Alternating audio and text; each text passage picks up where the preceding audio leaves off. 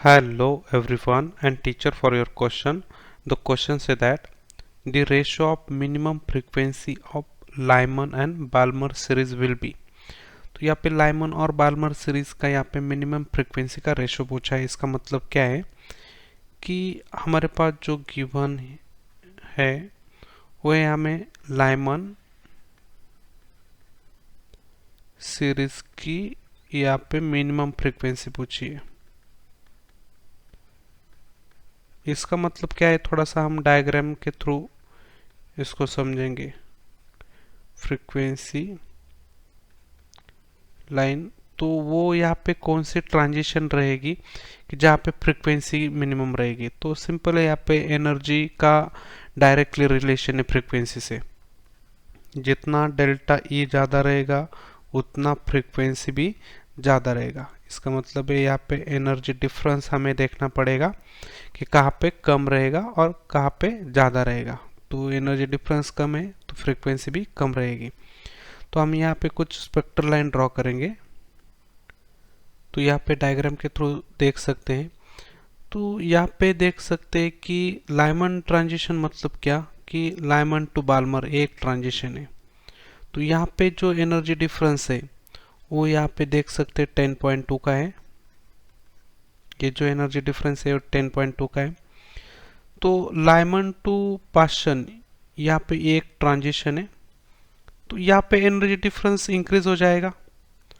यहाँ पे Lyman to bracket ये डिफरेंस और इंक्रीज हो जाएगा। जैसे जैसे आप लाइमन टू हायर शेल में जाएंगे तो एनर्जी डिफरेंस इंक्रीज हो जाएगा।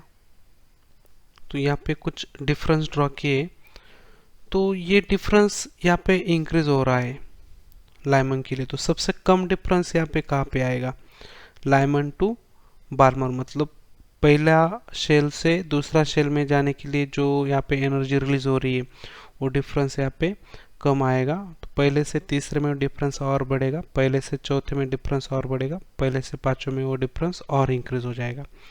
यहाँ पे देख सकते हो डिफरेंस इंक्रीज हो रही है। तो फिर हमें यहाँ पे लाइमन के लिए मिनिमम फ्रीक्वेंसी मतलब मिनिमम एनर्जी डिफरेंस चाहिए। तो यहाँ पे तो शेल नंबर 1 से शेल नंबर 2 के लिए ये फ्रीक्वेंसी कम रहेगी।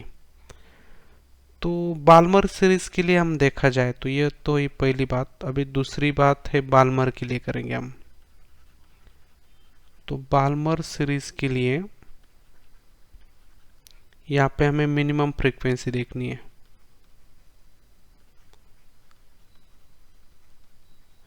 तो बाल्मर के लिए सेम यहाँ पे वो डिफरेंस जो है यहाँ पे देख सकते हैं, वो डिफरेंस यहाँ पे ये डिफरेंस कम रहेगा, ये डिफरेंस और इंक्रीज हो जाएगा, ये डिफरेंस और इंक्रीज हो जाएगा। तो ये हमें बाल्मर के लिए एनर्जी डिफरेंस कम चाहिए तो फ्रीक्वेंसी कम रहेगी।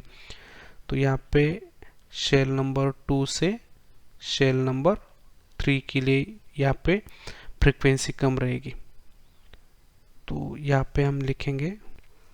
तो ये एनर्जी डिफरेंस का फॉर्मूला यहाँ पे देख सकते हैं 13.6 इंटू जेड स्क्वायर ब्रैकेट में 1 अपन इनिशियल सेल का स्क्वायर माइनस 1 अपन फाइनल सेल का स्क्वायर। तो देख सकते हैं यहाँ पे ये जो 13.6 एक कांस्टेंट है। यहाँ पे कोई भी एटॉमिक नंबर ले सकते हैं, हाइड्रोजन ले सकते हैं यहाँ पे, तो 1 हो जाएगा। तो ये भी कांस्टेंट बनेगा। तो यहाँ पे वेरिएबल खाली ये जो ट्रांजिशन रहेगा कि जो हमने यहाँ पे लिखी है, और ये आपका मिनिमम डेल्टा ई है। तो यहाँ पे हम लिख सकते हैं in the ratio of energy of photons only differ in transition shell and other values are constant, so we can neglect the other values. बाकी की वैल्यू हम कांस्टेंट जो है वो नेग्लेक्ट करेंगे। तो delta E Lyman series minimum frequency line divide by delta E Balmer series minimum frequency line. तो ये हो जाएगा आपका 1/1 का स्क्वायर माइनस 1/2 का स्क्वायर डिवाइड बाय 1/2 का स्क्वायर माइनस 1/3 का स्क्वायर। तो ये कैलकुलेशन आ रहा है 3/4 डिवाइड बाय 36/5। तो ये जो टोटल कैलकुलेशन आएगा ये 5.4 आएगा। तो यहाँ पे ऑप्शन नंबर 3 के अंदर दिख रहा है, ऑप्शन 3 इज करेक्ट आंसर। यहाँ पे देख सकते हैं ऑप्शन नंबर 3 के अंदर 5.4। I hope I understand the explanation. Thank you.